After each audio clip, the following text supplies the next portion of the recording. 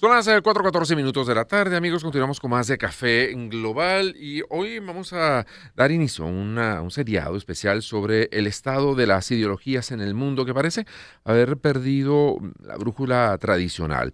En el caso de Europa, el auge de los populismos y la erosión de los grandes consensos de la posguerra plantean un escenario realmente incierto. Justamente para desgranar este fenómeno, nos acompaña hoy Jochen Kleinschmidt. Él es politólogo e investigador asociado de la Universidad Politécnica de Dresden, Alemania. Profesor, ¿están muriendo las ideologías clásicas en el viejo continente o simplemente están mutando a, bueno, no sé, a otro tipo de asociaciones y de agrupaciones que no sé si van a ser más beneficiosas para la humanidad, más peligrosas? ¿Cómo lo ve usted? Bienvenido a Café Global, profesor Kleinschmidt. Muchas gracias por la invitación. Buenas tardes. Buenas Es una tardes. muy interesante pregunta. Buenas tardes. Creo que al principio es muy importante entender a qué exactamente uno se refiere con ideología, ¿no? Mm, Algunos pensarían que una ideología es más o menos una filosofía política y que tiene una visión comprensiva de cómo es la sociedad, cómo funciona y qué hay que hacer para avanzar de alguna manera. Y creo que ese tipo de ideologías es hoy mucho, mucho menos común que incluso hace 40 años, para decirlo así. Y creo que en ese sentido la última gran ideología comprensiva de ese tipo fue el neoliberalismo de los años 70, 80, 90, que entonces se volvió sentido común, así que se aceptó casi como algo natural y hoy en día se cayó al lado, las realidades materiales han cambiado, así que existe un interés en otras interpretaciones de la realidad, pero nada que ha llegado a la comprensibilidad de las grandes ideologías del siglo mm. XX, el liberalismo, socialismo, e incluso uno podría decir que el fascismo tenía algo de teoría, aunque quedó mucho, mucho más básico Claro. que su Eso, competencia. estos movimientos nacionalistas que de pronto uno ve que van surgiendo en algunos países, o esos movimientos anti migratorios, o esos movimientos proecologistas, etcétera, ¿están constituyendo una nueva ideología o terminan siendo pues mutaciones y variaciones de lo que se tenía antes, con otros nombres y con otros estilos? En mi percepción, se Ujú. trata más de una variación sobre la cultura de los memes en el Mm, Internet. ok. En realidad,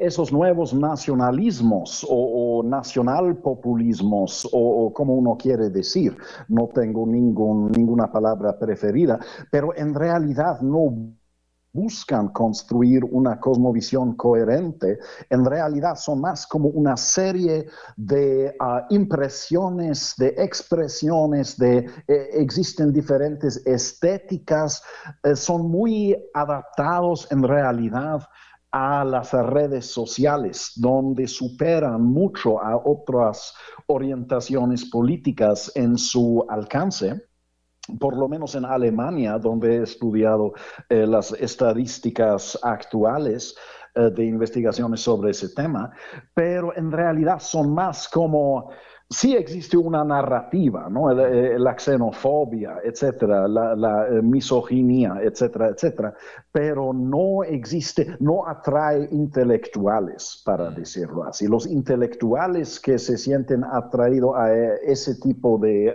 narrativas ni son talentos de la segunda fila, son en realidad los desechos del sistema académico. No Podríamos hay creer tal seriedad vez que son intelectual. más fenómenos electorales que fenómenos políticos como tal, son más guiados por las circunstancias, un poco veletas de cómo se van moviendo las cosas en este momento actual, y no tienen mayor proyección hacia el futuro. Y no sé si eso puede ser positivo o más bien es el caldo de cultivo para que vengan otras fuerzas como fueron las del principio del siglo XX, como el fascismo, como el nazismo, o lo que sea, para a ocupar esos espacios, digamos, esas incertidumbres que se plantean en un momento determinado. No sé cómo lo ve usted.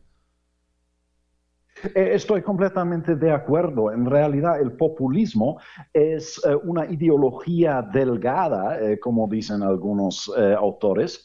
Es esencialmente un vacío de resentimiento que se puede llenar con diferentes contenidos. Y en Estados Unidos estamos observando que el populismo de Donald Trump, algunos operadores políticos tratan de llenar a ese populismo con ideas novedosas, como ideas libertarias, ¿no? Las ideas de Elon Musk o las ideas de Alex Karp de la empresa Palantir, con sus ideas sobre un Estado que se orienta mucho más hacia las grandes empresas de plataformas y busca su estructura en las lógicas de los algoritmos de esas plataformas. Existen diferentes variaciones sobre ese tema, pero como estamos observando en estos momentos, parece que esos operadores no llegan, no alcanzan sus objetivos. Lo que hace Trump todavía es algo muy experimental, Claro. algo muy improvisado. Sí, y muy variante en muchos casos, ¿no? Uno ve que el presidente Trump, por lo menos en su discurso, es muy variable, es muy volátil de una semana a otra y a veces de un día a otro con relación a determinados temas. Hay un tema también que me parece que no sé si se inserta en toda esta falta a lo mejor de una ideología sólida y es una vuelta, y lo hemos visto en varios reportes, una vuelta hacia las religiones, por ejemplo, volver la mirada, sobre todo en la gente muy joven, hacia las religiones, la católica, las distintas variaciones del protestantismo, etcétera. Pero, ¿cómo está viendo el fenómeno religioso en medio de este cuadro de incertidumbre política? ¿La gente busca algo de qué asirse en estas circunstancias? Es muy interesante lo que usted dice, es algo que sí se puede observar en algunos contextos, como por ejemplo la vuelta a un catolicismo pseudo tradicional, como en el caso de J.D. Vance, el Sí. vicepresidente estadounidense. Sí, eso sería un ejemplo interesante, o también con los enlaces tal vez un poco más profundos con el catolicismo político que tiene el Rassemblement National en Francia.